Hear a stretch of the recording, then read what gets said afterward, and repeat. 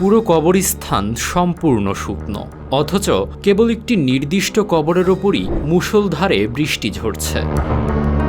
চারপাশের শত শত কবর এবং সেখানে উপস্থিত মানুষের গায়ে এক ফোঁটা পানিও পড়ছে না। পাকিস্তানের রাওয়ালপিন্ডির ধোকগুজরান কবরস্থানে দাফন শেষে এমন দৃশ্যের সাক্ষী হয়েছেন উপস্থিত মানুষ। ধর্মপ্রাণ মানুষ এটিকে আল্লাহ তাআলার কুদরত হিসেবে দেখলেও নেটিজেনদের অনেকেই এটিকে ক্যামেরার কারসাজি বা আলোর প্রতিফলন বলছেন। সামাজিক যোগাযোগ মাধ্যমে ছড়িয়ে পড়া এই ভিডিওটি মুহূর্তের মধ্যেই তুমুল আলোচনার জন্ম দিয়েছে।